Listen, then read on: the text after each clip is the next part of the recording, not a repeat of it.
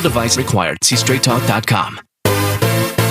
Portions of the following program were pre-recorded. Your smart speakers. FM 96.9. When it comes to streaming us. WYGM Orlando. WJR HD2 Cocoa Beach, Orlando. The home of the UCF Knights.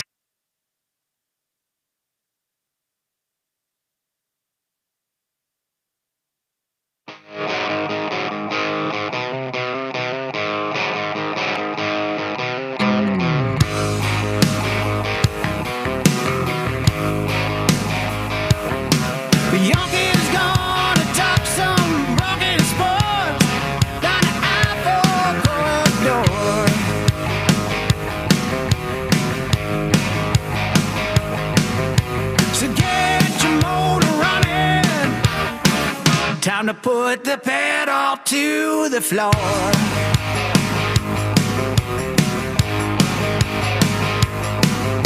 It's loud and live and local. Oh, time for open mic.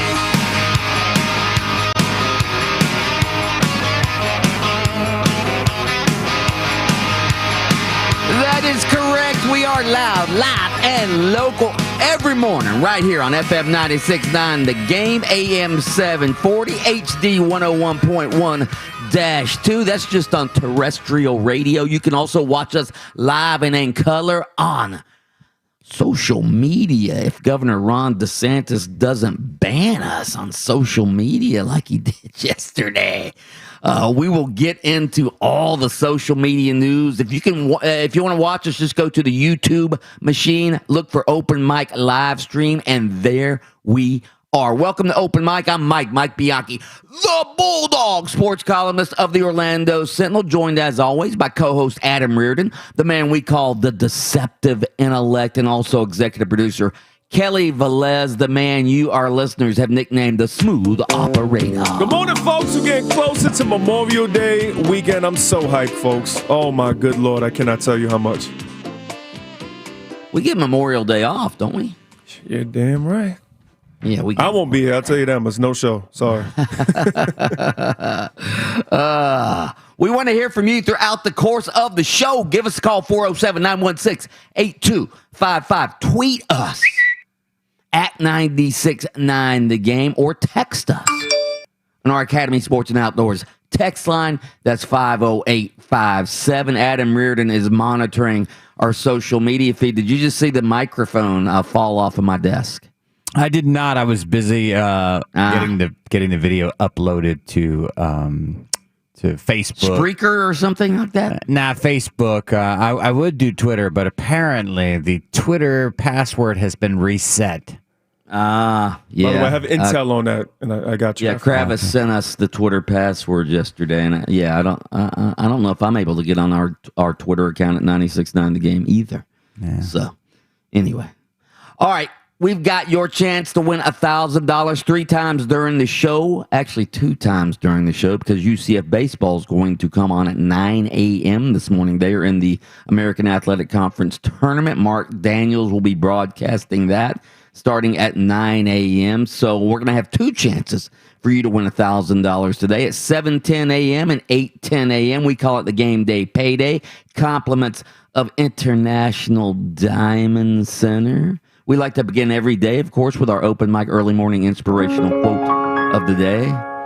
This comes from Elie Wiesel, who once said, and I quote, "The opposite of love is not hate, it's indifference. The opposite of art is not ugliness, it's indifference. The opposite of faith is not hearsay, it's indifference. And the opposite of life is not death, it's indifference." End quote. Deceptive intellect? Man, that might be the first one I feel is like over my head. To be honest with you, yeah. I mean, because it makes sense that the opposite of love is hate, but the indifference part, maybe there's something worse than what you think the worst is, and that in fact may be indifference, because there is no emotion attached to indifference. Yeah, there you go. Just indifferent. There you go. It's like I say with sports teams, right? You can be good or your fans can love you, they can hate you, but the worst thing they can be is apathetic towards you. Well, it's like the radio business, you know. I mean, there's two kinds of listeners you want: the ones that love listening to you, and the ones that hate listening to you. Mm-hmm. People that don't care, they don't listen to you. They don't listen. That's right. That's right. We have some polls already up at 96.9 The Game on Twitter. You can go vote on those right now as we speak. How about my Florida Panthers getting it done last night, staving off elimination with a rookie goalie, Spencer Knight, making his debut last night, 20 years old. First shot against him, he gives up a goal to the Lightning, but after that, he shut them down as the Panthers beat the Lightning 4-1 last night in Game 5 of their first-round series. Give me a goal from the Panthers last night. 20 seconds left. The puck cleared out. Vetrano on the empty net. He scores, and the Panthers get the empty netter from Frank Vetrano, and it's 4-1. The Panthers remain alive. They're down 3-2. In that series right now as it shifts back to Tampa Bay for Game 6 on Wednesday night. You know what they always say, Adam Reardon? If you get a hot goalie and playoff hockey, anything could happen. Could this rookie be what the Florida Panthers have needed, huh? Yeah, listen, if you watch any NHL, you know that a hot goaltender can fix everything that ails you. And, you know, we've seen it in Stanley Cups in the past. I mean, God, who was the guy? Marc-Andre Fleury one year was just standing on his head. I mean, the years of Dominik Hasek carrying the Buffalo Sabres, deep into the playoffs. I mean, we've seen it many times. If you can get a goaltender that doesn't let the puck into the back of the net, you got a chance to win every single game you're in. That guy's just got to do it a bunch. That's all. Absolutely. Spencer Knight becomes the second youngest goalie in NHL history to win his playoff debut. We shall see what happens as this series moves forward. The Denver Nuggets last night, they tied their series with the Portland Trail Blazers with a 128-109 victory. Nikola Jokic scores 38 points to overcome the three-point shooting barrage from Damian Lillard in the first half, but it was former Magic player Aaron Gordon who was let's call him the Dame Douser last night. Damian Lillard scored 32 of his 42 in the first half, including 8 3-pointers before intermission. And then the Nuggets said, you know what, Aaron Gordon, why don't you go check Damian Lillard? And that's just what he did. Damian Lillard silenced essentially for the rest of the game because of Aaron Gordon. Give me a little Aaron Gordon highlight from last night. Joker down low to Gordon, turnaround layup, got it, and a foul as well. Yeah, and I just love the variety of stuff that the Nuggets are running to start this game. I got to tell you what, this is why the Denver Nuggets made the trade for Aaron Gordon. They needed a defensive stopper. 6'9". They put 6'9" Aaron Gordon on. How tall is Damian Lillard? 6'2" or something? It's probably like 6'3", 6'4". 6'9" Aaron Gordon on Damian Lillard. Again, 8 3-pointers in the first half for Dame and 1 in the second half with big physical Aaron Gordon all over him. Magic fans, should they be happy or sad that Aaron Gordon is being lauded for last night's performance? I think they should be happy. They should be happy for Aaron Gordon. Let me fill them in on a secret here, okay? Okay. Because we're familiar with the Aaron Gordon, mega game. Enjoy it now. Enjoy that. Enjoy that one game where you go, hey, look at Aaron Gordon. There he is. That's the guy. That's the guy we traded for right there. That's the potential we love to see. He just did it defensively last night. Yeah. Let's see what he does the rest of the series.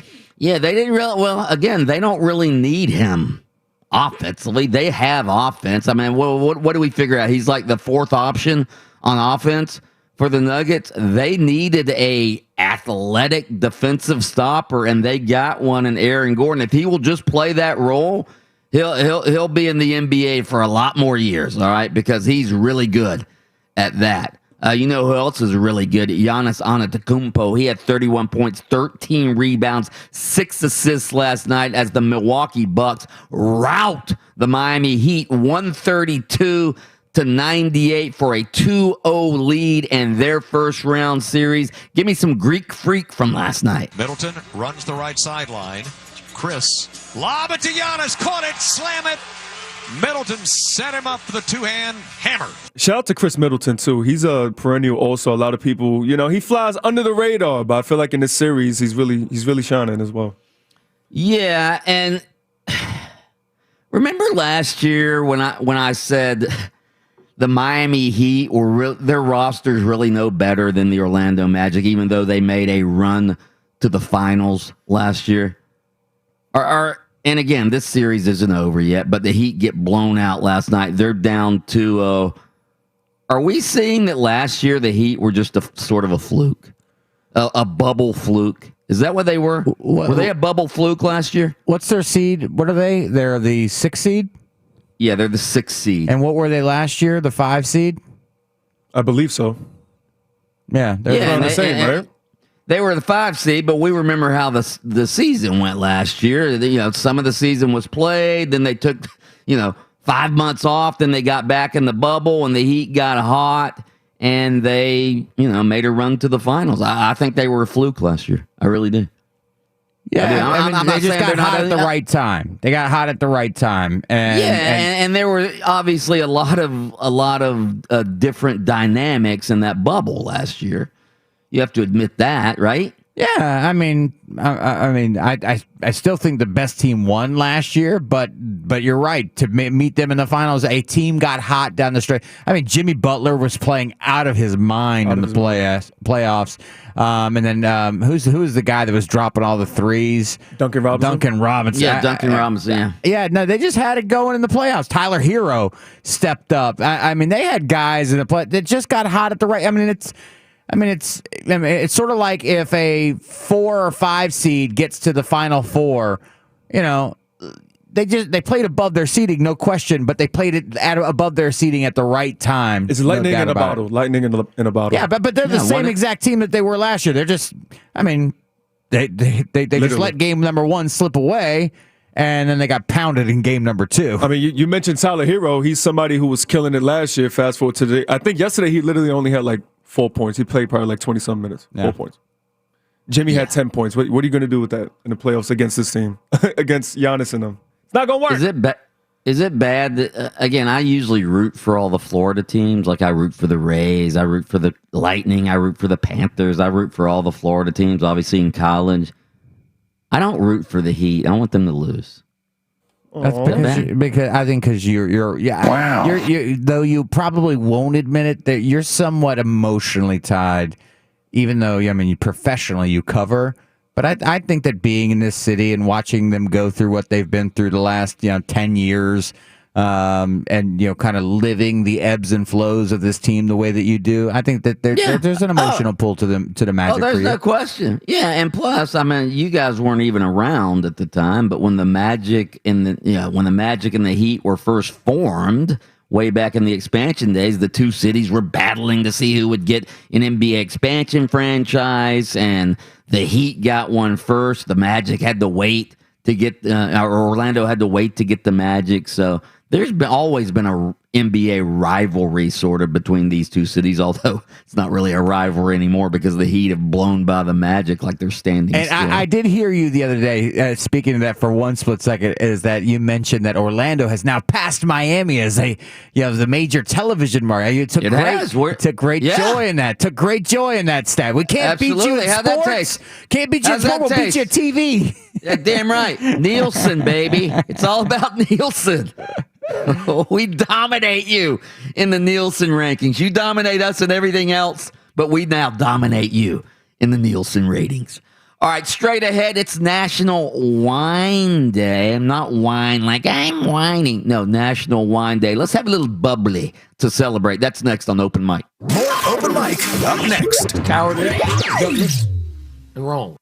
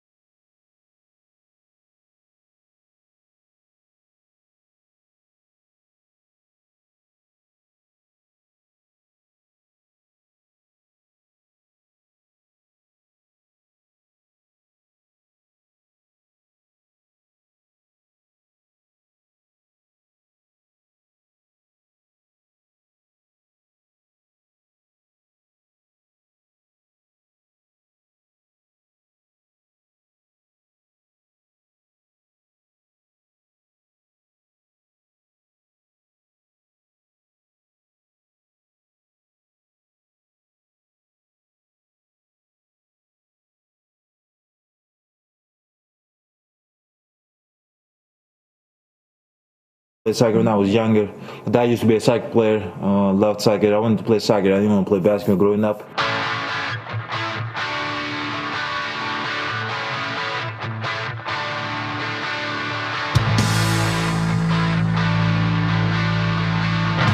That was Giannis Antetokounmpo. All right, Adam Reardon, you're Mr. Soccer. Yep. He says he can do 300 soccer keepy-uppies. What is that? That's juggling the ball, where you have a touch to the ball and keep the ball in the air without it touching the ground. So each time you touch the ball, you count it. Is that really what it's called, though? Keepy-uppies? Yeah, for 6-year-olds. What is it normally called? You just call it juggling. Okay. Yeah. Well, it says on the clip sheet here that he can do 300 keepy-uppies. Yeah. I heard that. I was like, excuse me? Either Giannis stopped playing soccer around, like 6 or 7, or whoever sent the sheet in has a 6 or 7. Sounds like that means he was pretty good if you can do that. Yeah, 300? I mean, that doesn't make you a good soccer, but I'm a big believer that the minute you can get to 50 consistently, you can go ahead and stop. Because there's, I mean, that does say, hey, listen, I've got good control over the ball, I've got good touch. But the minute you get to 50, in my mind, personally, that's all I need to see. How many keepy-uppies can you do? 50. Mike? My oldest daughter got to like 600 and something. What? Yeah, when she was taking it real seriously. Yeah, she got up to like 6'11" or something. Ridiculous was her number. I would rather you be good at passing and trapping than juggling. I'll be lucky if I can get 2. Yeah, I could probably get 2 or 3 for me. All right, it's National Wine Day today, not WHINE, because we do enough of that on this show. It's just National WINE, National Wine Day. Let's get a spontaneous text question out of this, please. Spontaneous text question of the day. All right, I guess this would be for the wine drinkers out there, which I'm not one. What's your favorite wine of all time? Whether it be I don't even know, a Pinot. What is it? Pinot Noir. There you go. Look at him. Pinot Noir. Little Chablis, a little Chablis maybe, a little Sauvignon Cab, a little Cab, as they say. Cab. A little Cab.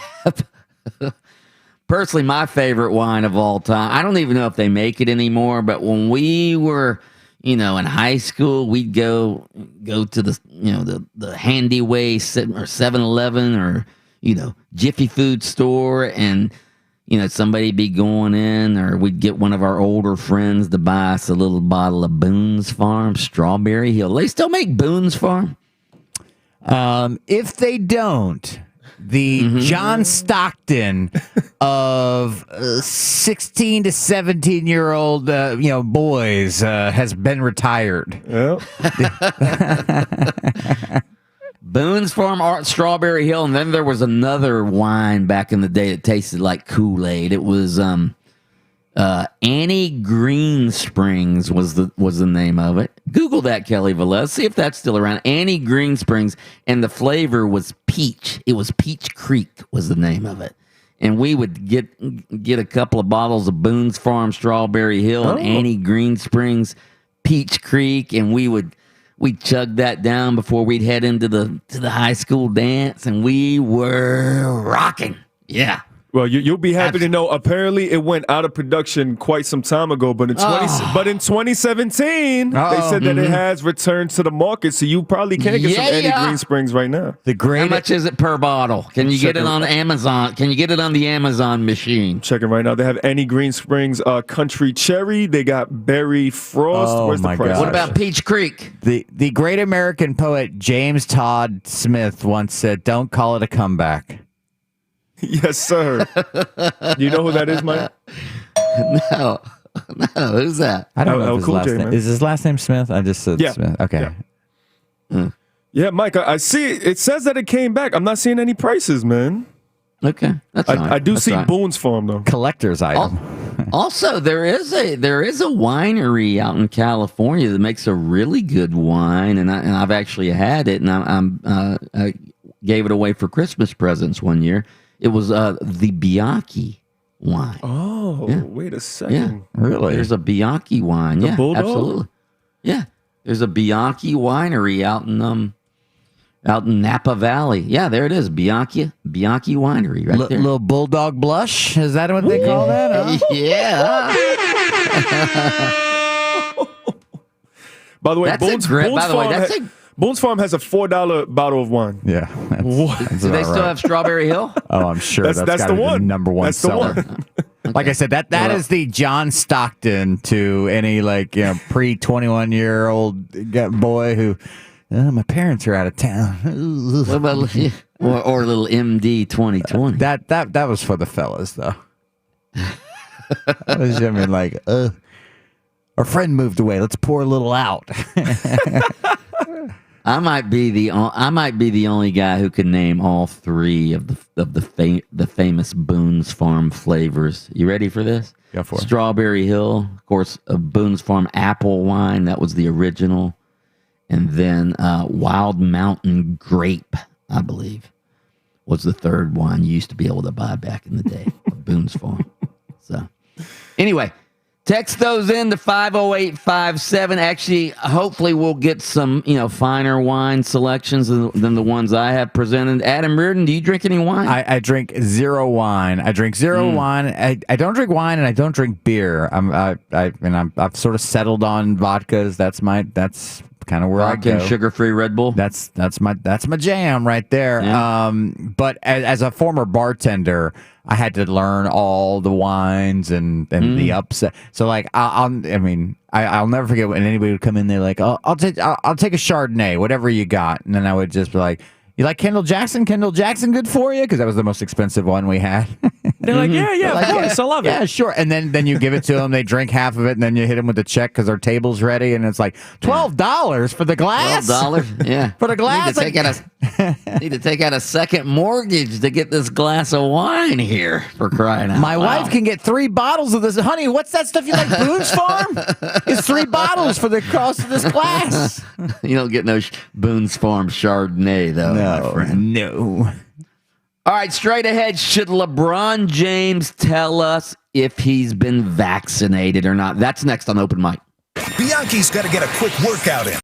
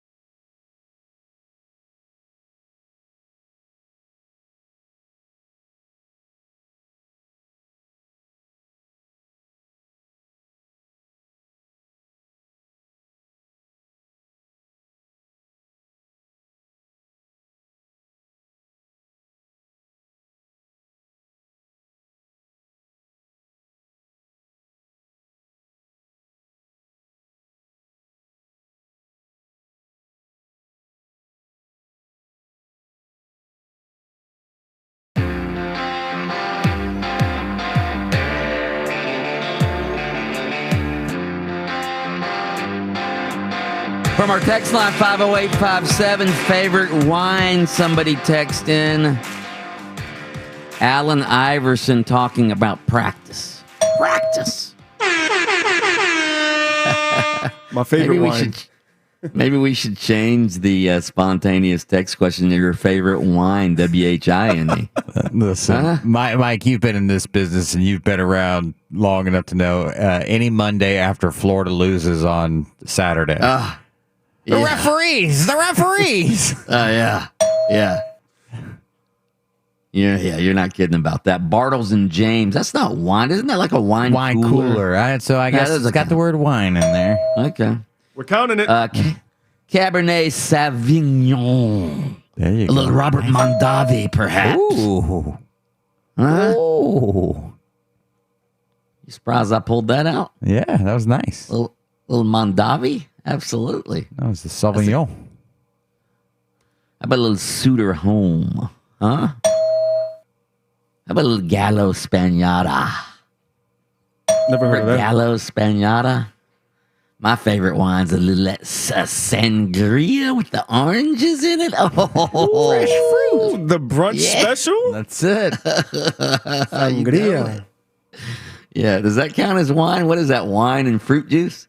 I'm counting it, man. It's close. It's close. Yeah, somebody's grandma's got to text us in some Rianiti or something like that.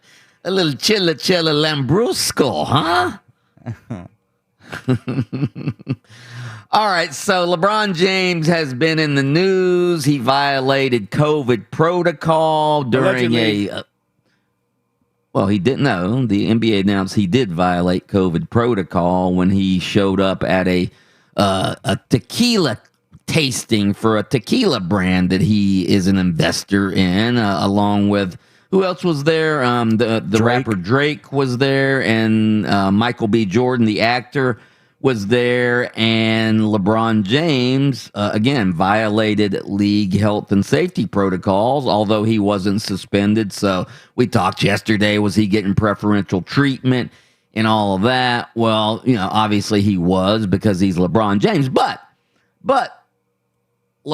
in the midst of this health and safety protocol violation, LeBron was asked by a reporter a few days ago if the consequences that come with being placed in health and safety protocol and making him, or potentially making you unavailable to your teammates, would that affect his decision of whether to pursue the vaccine? And here's what he said. Anything I do off the floor is predicated to my family, for the majority. For 99.9% of that. So, it's about the health and safety of my family.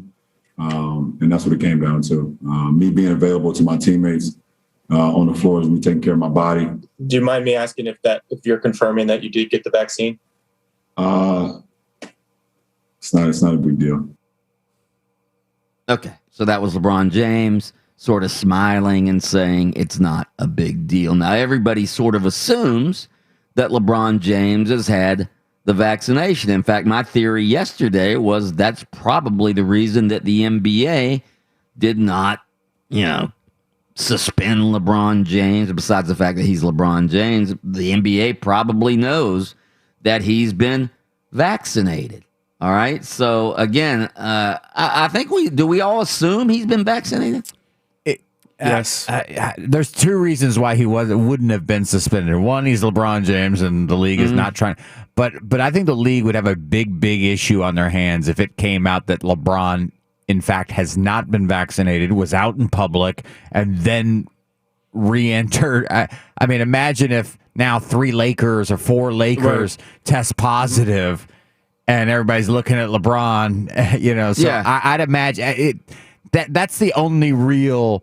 That's honestly probably the most realistic reason why he was allowed to play, followed closely by the fact that he's LeBron James. Yeah, here's a statement from the NBA. To clarify any remaining misconception, LeBron James briefly attended an outdoor event last week where participants were required to be vaccinated or return a negative test result. Under these circumstances and in consultation with medical experts, it was determined that this that his attendance did not create risk related to the spread of COVID-19, blah, blah, blah, blah, blah. All right. So they're essentially saying, they're pretty much saying that LeBron got vaccinated. All right. They're pretty much saying, hey, he attended an event last week where participants were required to be vaccinated or return a negative test result. So they're sort of hinting that LeBron got vaccinated. But that's why I say allegedly with all this. When it first came out, everybody started going crazy. But once they dropped the press release yesterday, everybody's like, oh, so that makes sense. But we did speak about this, exactly this, yesterday on the show.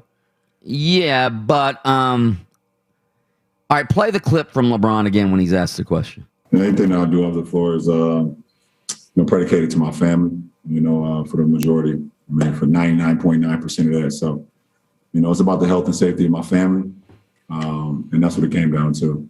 Me being available to my teammates on the floor is me taking care of my body. Do you mind me asking if you're confirming that you did get the vaccine? It's not a big deal. I think it is a big deal.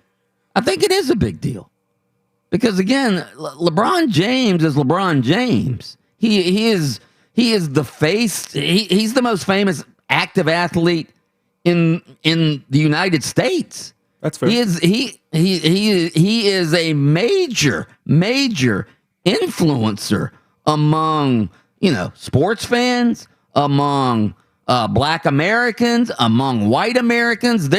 A lot of people pay attention to LeBron James. He's a smart guy. He's a guy who takes stands on social issues. People pay attention to LeBron James. Some people don't like his stands on issues, but they still pay attention to LeBron James. I think LeBron James, if he's been vaccinated, why wouldn't he want to tell everybody else, yeah, I got vaccinated, and you know what? You should too. You should too, and so should every one of my teammates, and so should everybody in the NBA. So should everybody who participates in sports. If you want to be there for your teammates, I don't know why he wouldn't do that. I'll stop short at he should tell everybody else they should but if he got vaccinated, then he should say or feel free to say is maybe how I would. I'm not saying he has to say it, but. Yeah. Well, yeah, you are, Mike. Well, because then I think he should. Because I don't want to get I don't want to get into the he should or he needs to or has to say, because I don't want to get to Monday Night Football and the guy be like Adam Reardon, Michigan. Yes, I've been vaccinated. Yeah. Well, no, but again, well, are you curious? You're curious. Are you curious if Tim Tebow's been vaccinated?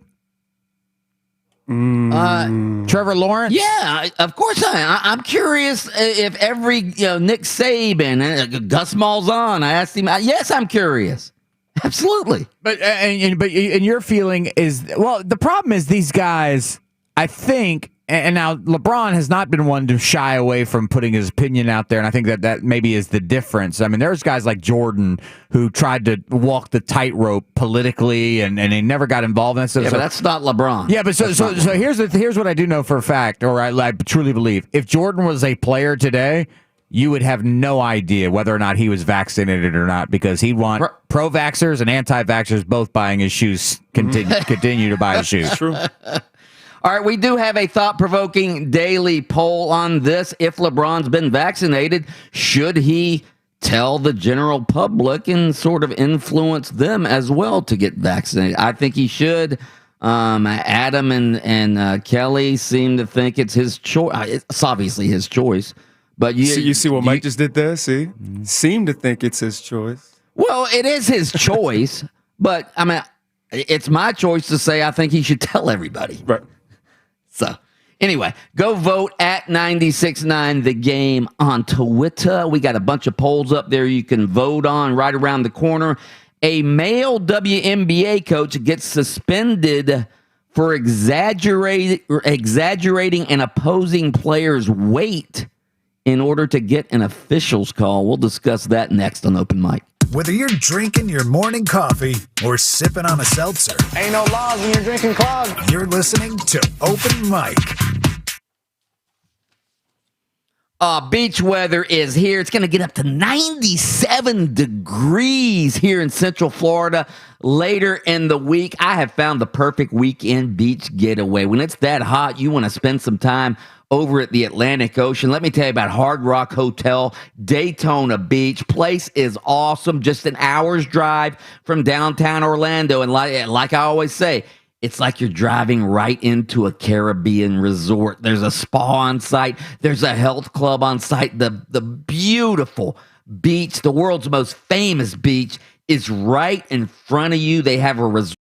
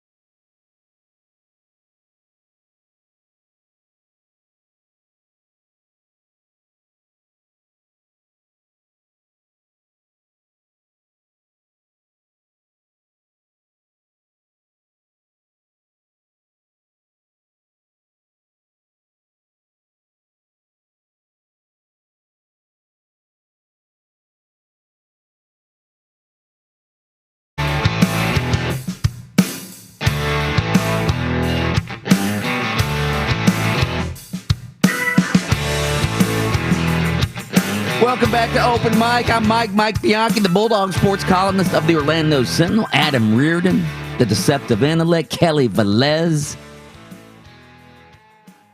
the smooth operator. We are Open Mic. Give us a call, 407-916-8255. Text us 50857. Your next chance at $1,000 coming up at 7:10 a.m. this morning. We call it the game day payday.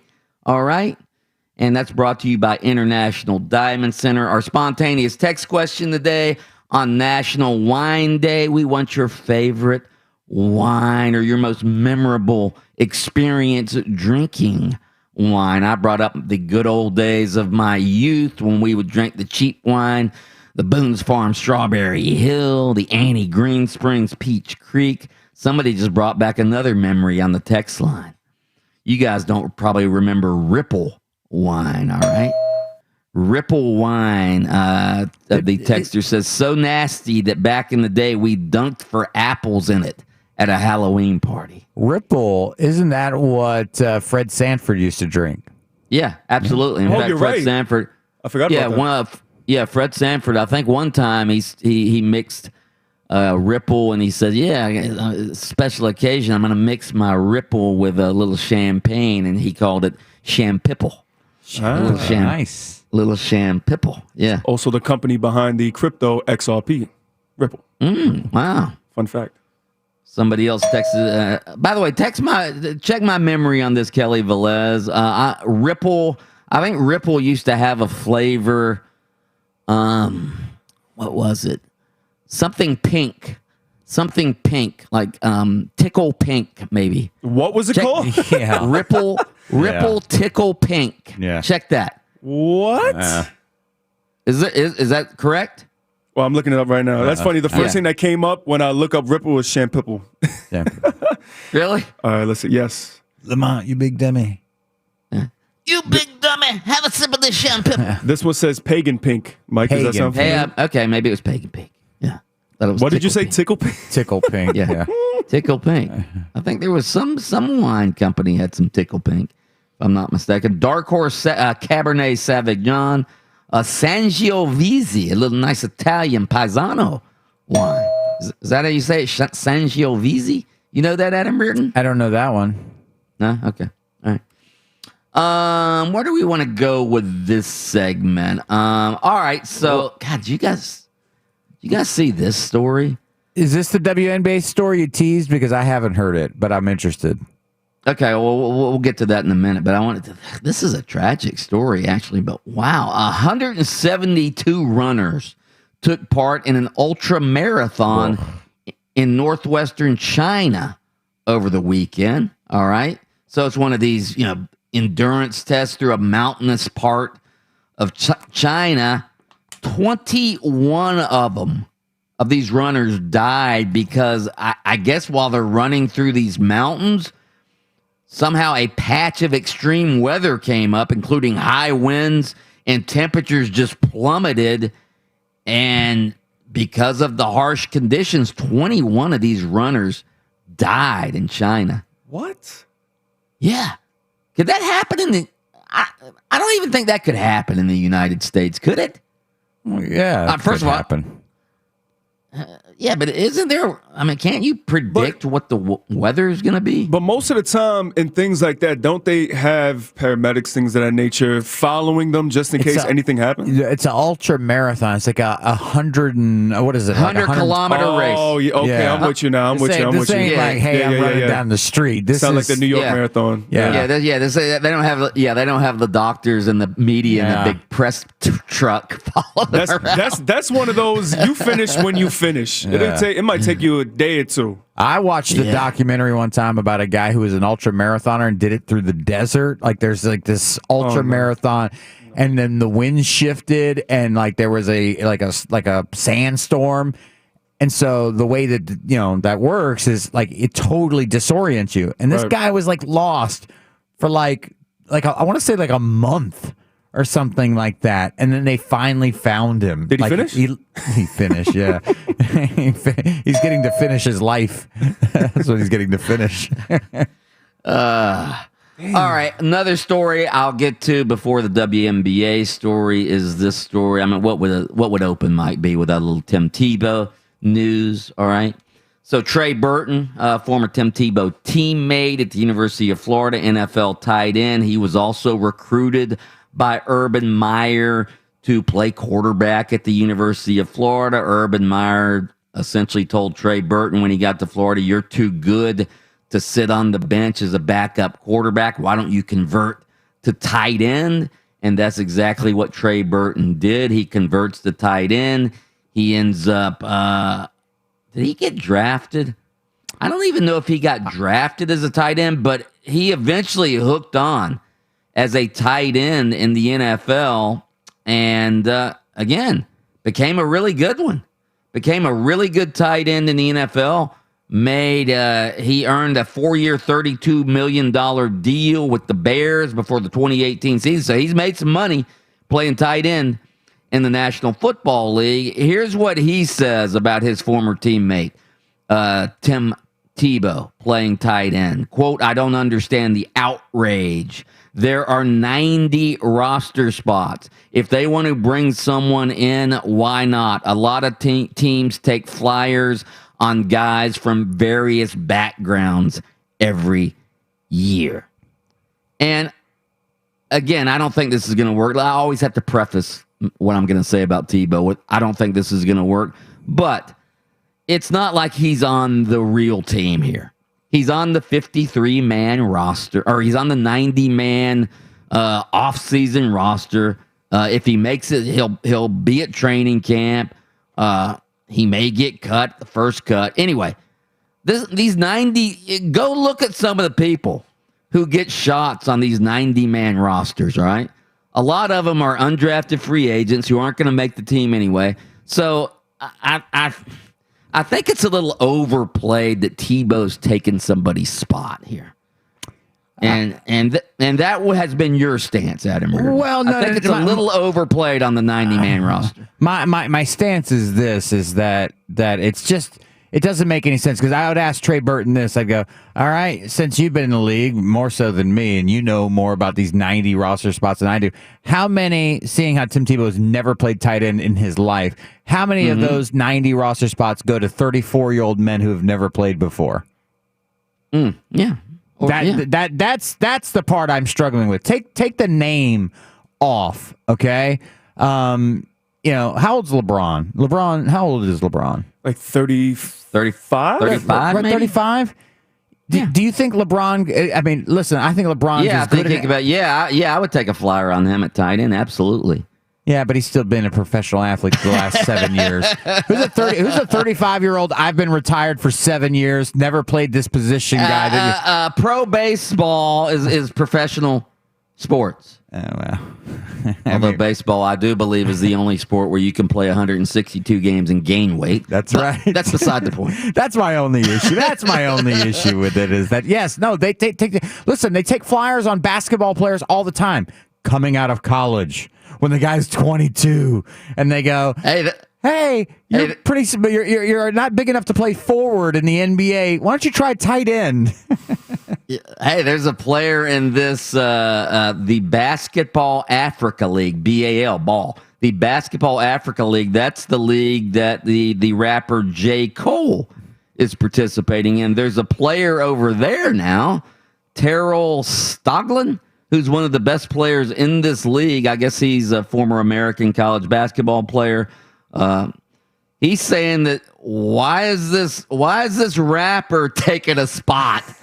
That's what he's saying. He goes, I think there's a negative. The negative part is I think he took someone's job that deserves it. I live in a basketball world. I don't live in a fan world. I know a lot of guys that had their careers stopped by COVID, and they're still home working out and training for an opportunity like this. So, yeah. J. Cole's getting that Tebow treatment over there with the Rwanda. Absolutely, he is. The Rwanda screaming jerseys. Yeah, he's selling jerseys and tickets. That's why. Yeah, but on top of that, J. Cole has been very active for the past 2+ years, training literally every day to do what he's doing. This is serious. I'm being serious. No, he's training. I mean, I did see him. He scored 3 points in his debut. Yeah, he said, "Come on." I scored 3 points. I can score 3 points. I was going to say, how many points can you score? Me? Well, I mean, they got a 3-point. They got a 3-point line out there. 6.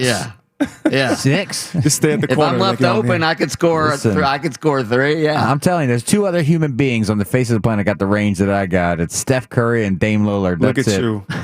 That's it. Those 2 guys. All right, here's your WNBA story. Let's pause for station identification. WYGM Orlando, WJRR HD2 Cocoa Beach Orlando, Facebook.com/969 The Game.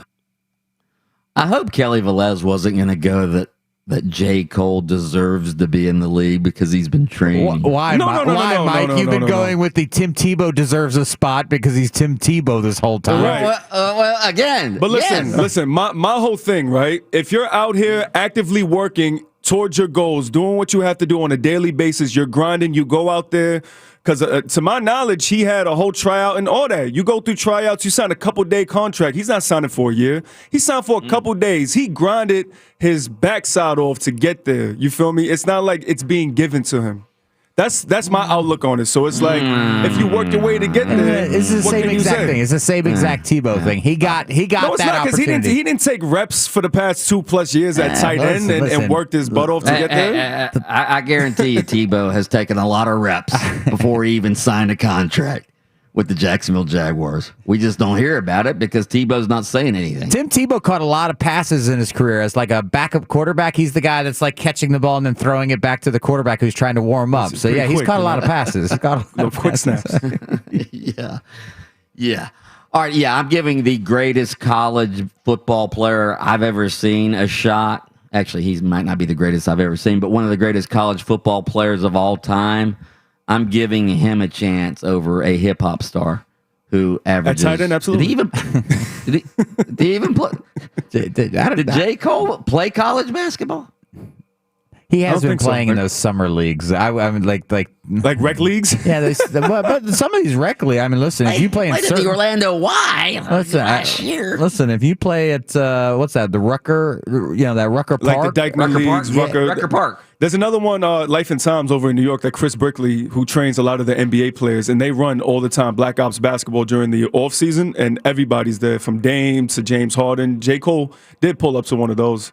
You know how they show like the highlight videos and I'm making? I'm like, I want to see the misses. That's what I want to see. Plenty of those.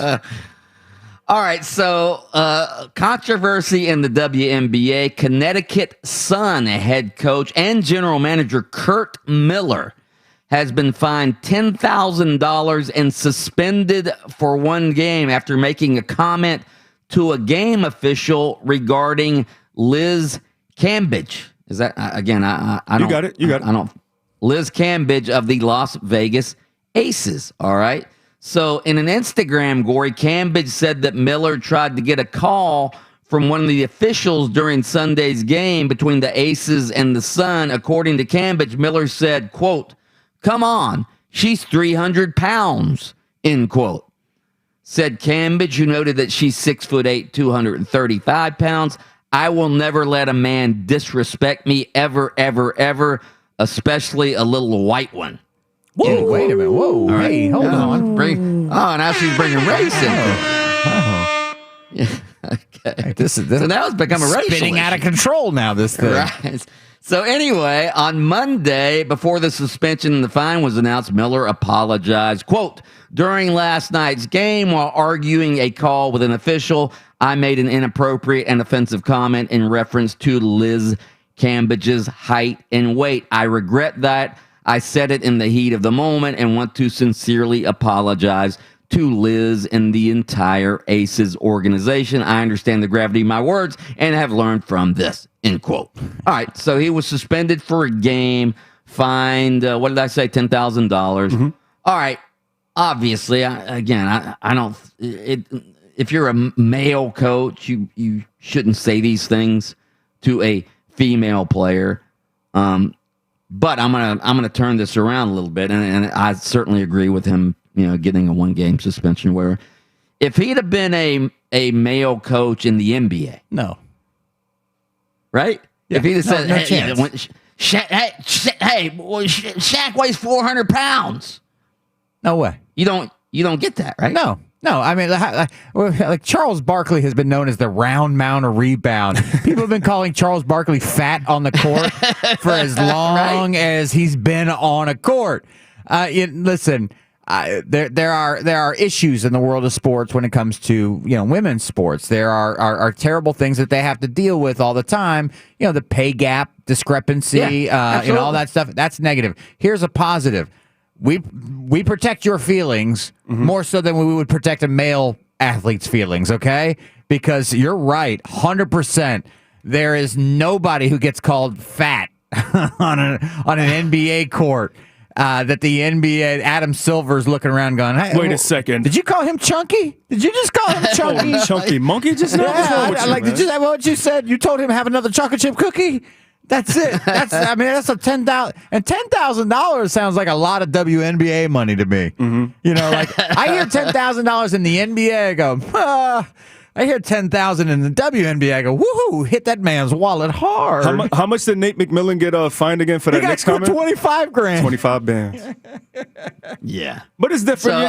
It's her. Like we say, you have to protect our women out here, and they're always behind the 8 ball. So with stuff like this, especially with the climate we're in, which is why it was funny when she mentioned a little white man. Yeah, well, now she's a black woman. I was going to say she had the moral high ground, but then she gave it up real fast because she had to throw a little zinger in there. Yeah, she sort of gave it up by turning it into a race issue. Yeah. Why was she disrespecting you like that, Mike? Why did she do that? Because I'll be honest, I don't know who the guy is. I had no idea. I had no idea if he was white or black. Had no idea. Had no idea. Us little white men have feelings too. For crying out loud. Good grief. I was on her team, and then I was like, whoa, here, hold on. Now I'm neutral again. Hold on. I had your back. Now I got it way back here. Hold on.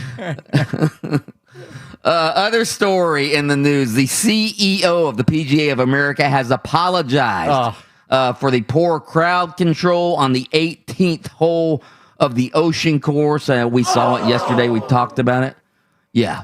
Phil Mickelson, Brooks Koepka, they were swarmed by all the spectators as they made their way up to the 18th green. Statement from Seth Waugh, CEO of PGA of America, quote, "While we welcome enthusiastic fan engagement, we regret that a moment of high elation and pent-up emotion by spectators during the conclusion of the historic PGA Championship briefly overwhelmed security and made 2 players and their caddies feel vulnerable." Mickelson said it was unnerving, of course, and Koepka was critical of the situation, saying his injured right knee got dinged as he attempted to make his way up the fairway. Bravo to the PGA of America. Bravo. Koepka. I'll never cheer for.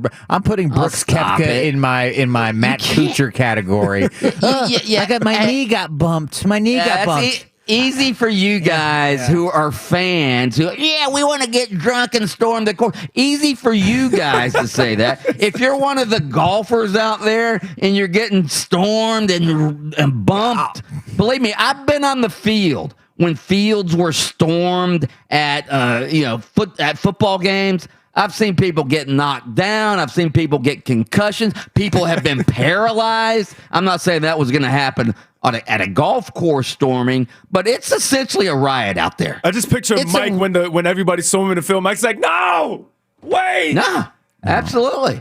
Yeah, but you know what? If you're the PGA, you have to issue a statement like this. No, you have to. Yeah, absolutely. Yeah, after the golfers, both of them are critical about this. You have to say something. First of all, Phil wasn't critical. Phil was like, oh, it's a little bit. He could have said no, though. He could have been like, no, this is great. Phil wasn't critical publicly. He wasn't critical publicly because he's Mr. Fan favorite. And he wants the fans to love him. I guarantee you, Phil Mickelson and a bunch of other golfers were like, what the hell is going on out there? I don't remember Can't have these guys charging us. Tiger whining about it when it happened for him. This is the new generation of golf, ladies and gentlemen. Woo! I don't think they were actually surrounding Tiger on the course. They enveloped the green. Did they surround Tiger It was on the pretty course much, when he won the yes. 2019? I don't think so. I don't think it the may not have Masters been would the allow Masters. It may have been that tournament in Atlanta. Remember when Tiger came back and he won his first tournament? It was the final event of the season. And it was Tiger's first win back on tour. That one I'm almost 100% positive. I never remember anything like this. Yeah. In golf, I've never seen anything like it. Honestly.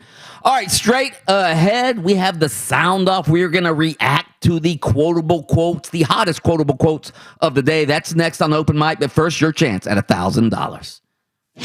Now, here's your chance to win $1,000. Just enter this.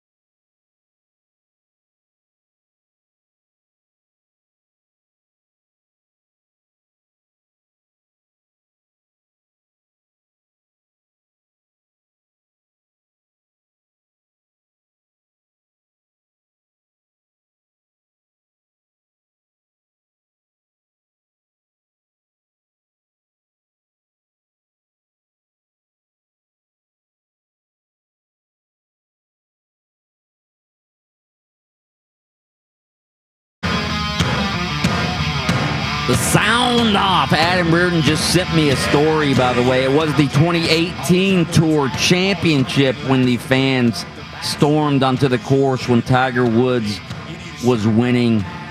I'll say this, though. I'm watching the video. The difference between 2018 and here is the actual security in 2018 kept the fans. They kept Tiger away from the fray a little bit. In the PGA Championship, the fans just like surrounded the golfers. I don't think they knew what to do when it got to that point. They're like, "Oh, we didn't think this was going to happen." Actually, you know what I think it is I think that Phil Mickelson is what Mike said, so fan friendly that fans thought, "Hey, I can get closer." I think everybody. Hey, I think fans pat him on the back. I think fans recognize, hey, this is still Tiger Woods. I'm going to get closer, but I don't want this guy mad at me. It's true. No, that's true. No, I really believe that. I truly believe that. Yeah. Anyway, let's do a little sound off. Sound off. Sound off. What's going on, bro? Man, nothing much. About to go meet up with my brother. What's happening with you? Man, look, you want to go to the Cowboys, Julio, or you want to stay in Atlanta? Oh, man, nah, I'm out of there, man. You out? He's out of there.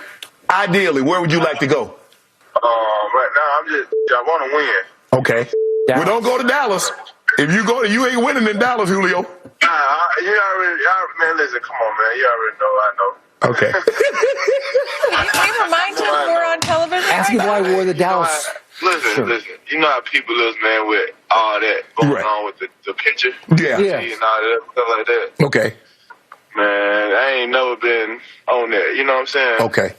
That's good enough. Yeah. Julio, I'll talk to you later. Thanks for calling me back. We on air, but I appreciate you calling me, dog. And he tells him after the fact, right? Shannon Sharp. It's a little shady. Yeah, I don't know how to feel about that. 1,000% shady. So that's Shannon Sharp gave a call to Julio Jones before the show on Undisputed. Julio Jones answers the phone. He asks him, "Do you want to go to the Cowboys? What's going on?" He says he's out of ATL. He doesn't want to go to the Cowboys. Oh yeah, by the way, at the end, we're live, Julio. Thank you for the information, Mike. Oh man, yeah. Who's the female co-host? Is it Jenny Taft? Is that? No, she's on with Colin. Anyway, you heard. I forget. Yeah, you heard the female co-host there saying, "Have you told him we're?" Play the clip again. Have you told him we're on air? What's going on, That's what bro? she's. Man, nothing much. About to go meet up with my brother. What's happening with you? Man, look, you want to go to the Cowboys, Julio? It is Jenny Taft. Or you want to stay in Atlanta? Oh, man, nah, I'm out of there, man. You out? He's out of there. Ideally, where would you like to go? Or is it Joy Taylor? I think it's Joy Taylor. Actually. I want to win. Okay. Well, don't go to Dallas. If you go, you ain't winning in Dallas, Julio. Man, listen, come on, man. You already know, I know. Okay. Can you remind him we're on television? Ask him why we're There you have it right there. Listen. Can you remind him we're on television? Who is that? Is it Joy? Now that I think about it, because Adam just realized that she's on Cowboys, so I'm pretty sure it is Jenny Taft.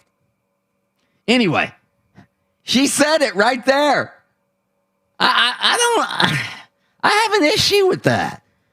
Just calling. In fact, haven't radio DJs been fired for like calling people, not telling them they're on the air? In certain states, there's a two-party. In Florida for sure, we can't do that. You have to actually record it and then tell the person, "Hey, it was all a joke. Do you mind if we play it on the air?" But there are certain states, and I don't know where they film from, where only one person on the line has to know, and then clearly Shannon would have known. That was my first initial reaction. I was like, is there going to be any fallout after this? Because that's shady, like you said. I think, Mike, you're the one that said that word earlier. That's a perfect way to like describe it.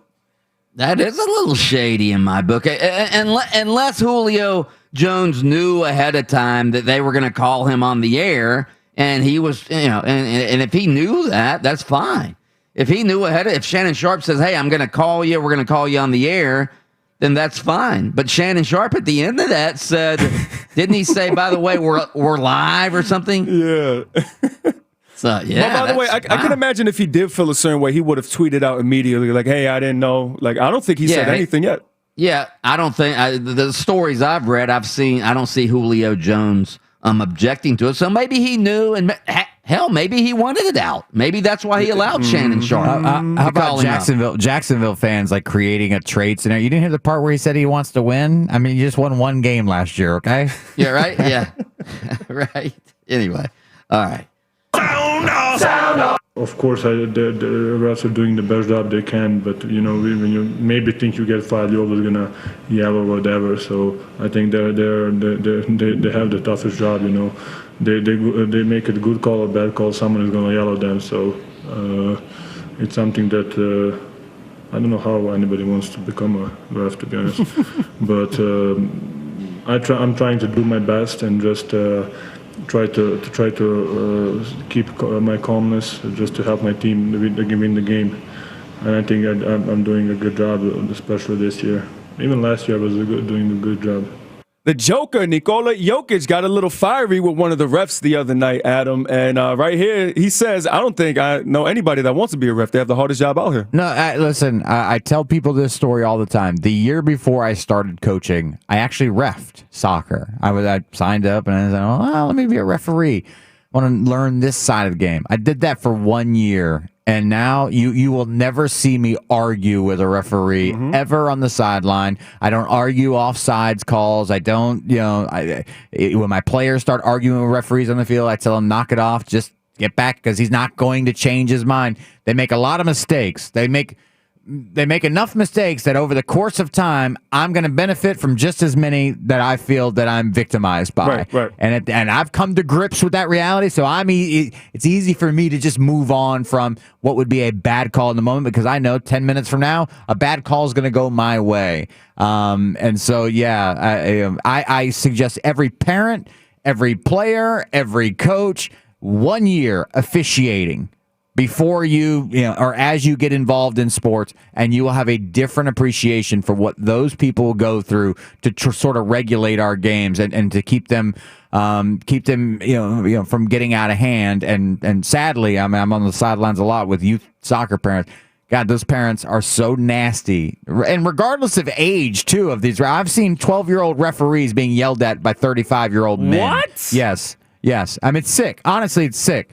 It just tells me. And let's preface it, but it's a vast minority. Yes, of course. But listen, when you're a 12-year-old and you're sort of like earning a little extra money, being involved in a sport you love, and you have a 35, that one incident will ruin it for you forever. You'll never want to go back out there because you're afraid of the next 35-year-old weirdo who thinks that their kid's U12 soccer game is the most. It's disgusting. Pathetic, honestly, it's disgusting. I hate it. That's pathetic. And that's just like a regular sized man. Imagine Nikola Jokic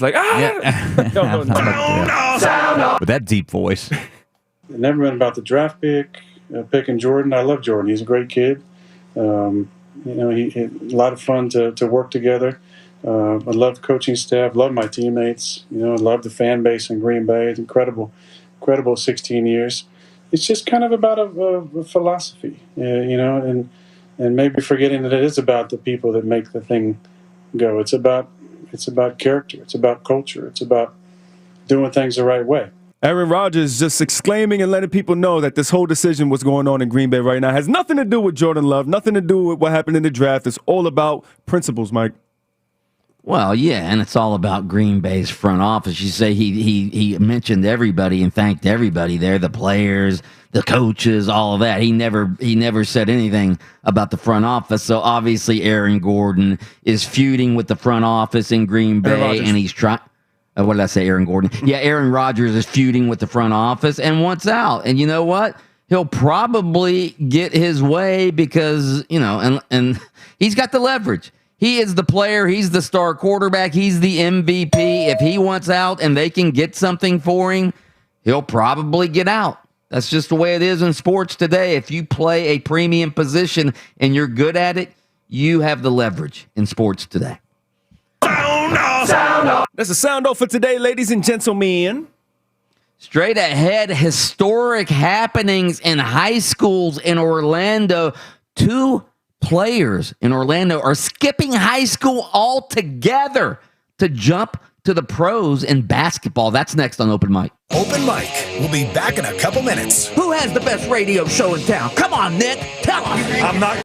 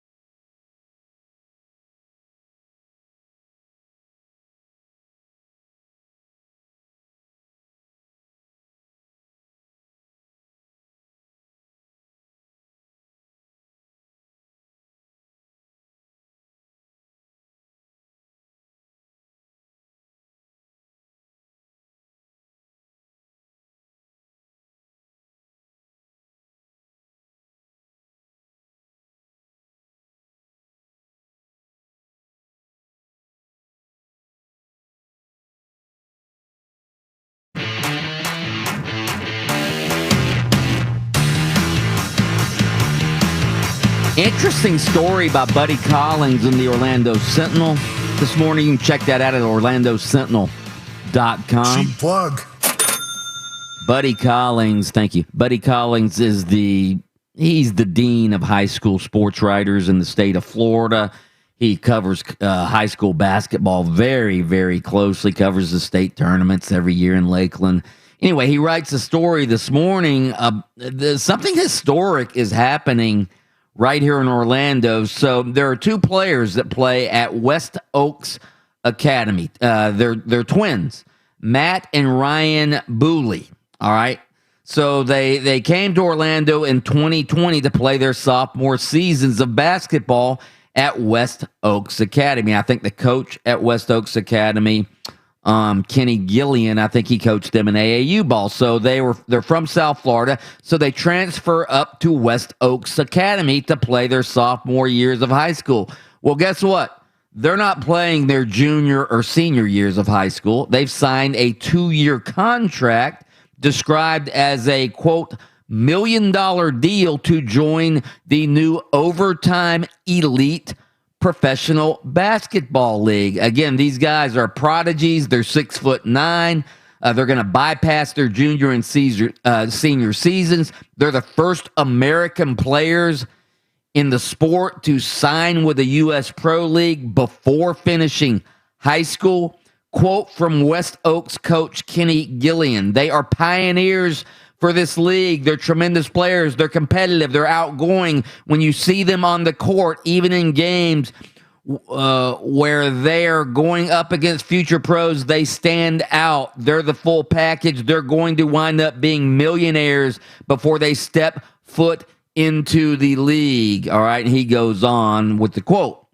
Anyway, you guys might be more familiar with Overtime than I am. Overtime investors include Amazon founder Jeff Bezos, rap artist Drake, current NBA players Kevin Durant, Trey Young, Klay Thompson, Carmelo Anthony.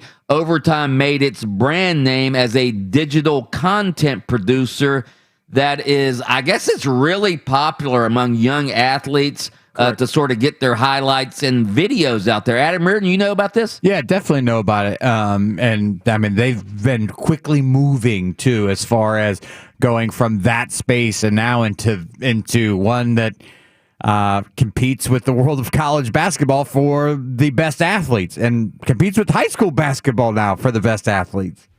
Yeah, ESPN reported several weeks ago that the league is eyeing top prospects ages 16 to 18. They will have up to 30 players and possibly several teams that will train year-round, play games against American prep schools and international teams. Overtime has promised to provide 6-figure salaries for all players, along with full health care and academic program, and guarantees of up to an additional $100,000 to use for college costs.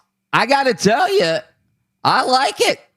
I like it as long as these kids are getting educated. Again, let's see what happens. But if Overtime is educating these kids, providing them with academic programs and money and essentially 24/7 tutelage in basketball, I mean, why would any kid go to college to play basketball? Why wouldn't every kid go to this league? Or, the NBA G League is also getting into signing the top high school prospects. I like it. I like it. One of the things that I hate about the European influence in basketball is the flopping, okay? But this is the European influence in sport now trickling over to the United States, and it's something I've been talking about for 15 years. You've been talking about it ever since you've been on this show. For 15 years, I've talked about, and it mostly regarded soccer, because the rest of the world did things a certain way, which was the idea was to get your best players to get into the pro academies as soon as possible. You look at a guy like Luka Doncic, who signed a professional contract when he was 13 years old. Yeah. Okay. And what we struggle with in this country is if we have a tennis phenom Jennifer Capriati, and she turns pro at 14. We don't think there's anything wrong with that. Go to the Bolletary Academy, right? Go to the Yeah, we've never scoffed at that with the traditionally and predominantly white sports, but we started mentioning it in basketball and like, oh, you're just going to quit school? What? That's crazy, and because but they have school. They have school. No, for they these do. guys. But the perception has always been, oh, you're just going to give a bunch of 18-year-olds $1 million. What are they going to do with it? No. There is a plan in place, as they do over in Europe. When you sign with Barcelona's basketball or soccer academy, or Manchester United or Manchester City, when you're 12 years old, when you're Phil Foden, it's not that you stop going to school and you stop education. You get educated, but you also devote your life. You probably get a better education, quite frankly. Yeah, I mean, that's certainly a possibility, but I absolutely love this. And then, oh, by the way, people are now in my lifetime, and I'm so happy to see it, realizing their value monetarily. These kids, and we're seeing it at the college ranks. Finally, I've been on the pay the kids bandwagon for as long as I've ever been on the air, and the rest of the country has now finally come around. And this is just the next. People recognize we can make money off the names of these high school athletes, but they deserve some too. Yeah, if these twins can make a couple $1 million in this league before they graduate high school, hell, they're pretty much set up for life before they even graduate high school. If in fact this money is real and this league kicks off and everything happens, why wouldn't you do it? Again, they've promised to educate these guys. I think it'll be even better for college basketball. All right, then college basketball can quit masquerading as an educational influence for these top players. These top players who show up for 6 months and then they're gone. But will it be better for college basketball? This is always the question I ask. If all the great high school players end up in this league, and then the college players you have are the second-tiered guys, I mean, do people watch for the name on the front of the jersey or the name on the back of the jersey? And that's always going to be the question I ask when it comes to these sorts of leagues. Here's the thing, though. Yes, these pro leagues, satellite pro leagues, will be getting the best high school players. But guess what? They're not going to be getting them all. All right. Some of the high school players are going to go to college, and they'll develop in college, and they'll become college stars during the NCAA tournament.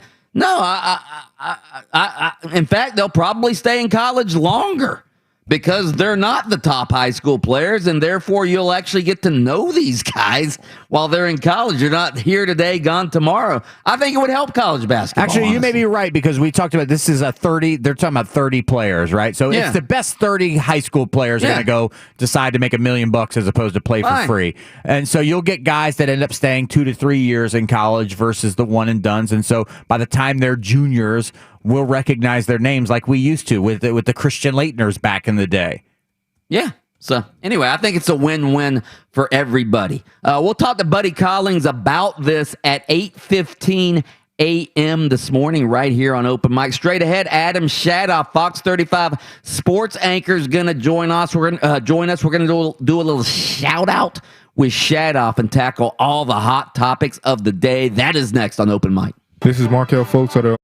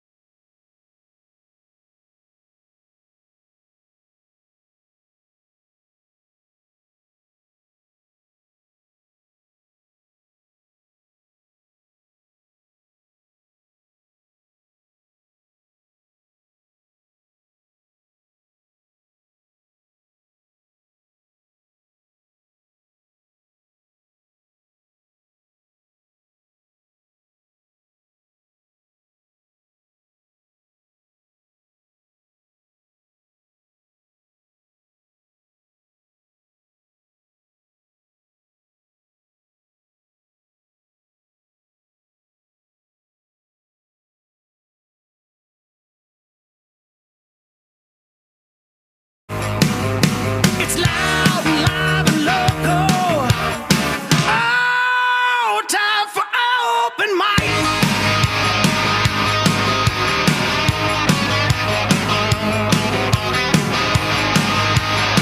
Welcome back to Open Mic. I'm Mike Bianchi, the Bulldog. Sports columnist of the Orlando Sentinel, joined as always by Adam Reardon, the deceptive intellect, and of course, executive producer Kelly Velez, the smooth operator. Yes, sir.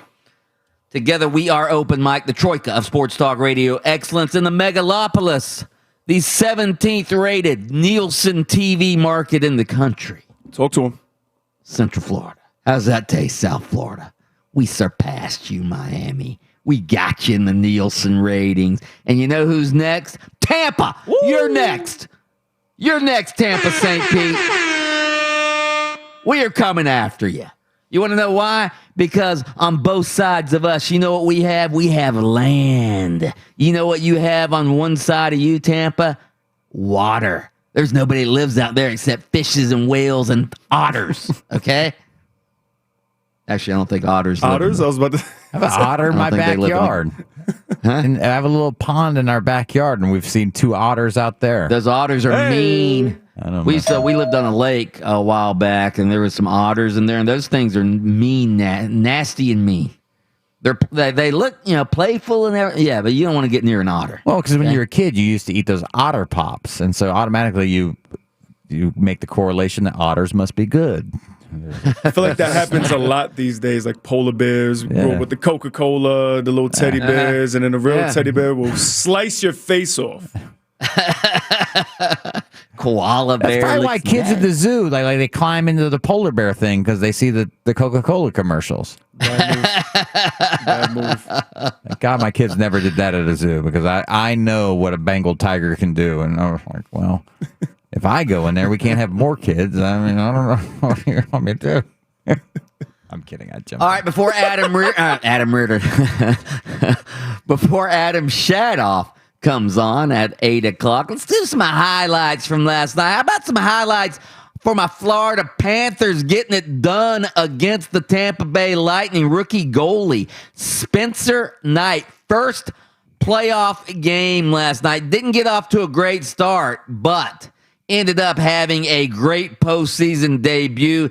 He gives up a goal, first shot taken against him last night. Then he settles down, stops the next 36 shots that came his way as the Florida Panthers went on a scoring surge to stave off elimination, beat the Tampa Bay Lightning 4-1 last night. Here's what it sounded like. 20 seconds left. The puck cleared out. Vetrano on the empty net. He scores, and the Panthers get the empty netter from Frank Vetrano, and the Rats will rain down. The Panthers have forced a Game 6 on Wednesday night in Tampa. 4-1 the final score tonight. The Panthers get the win over the Lightning here in Game 5. It's electrifying in there. Absolutely. Game 6 Wednesday night in Tampa. I got to tell you, if my Panthers win that game to tie it up 3-all. Panthers, do you hear this?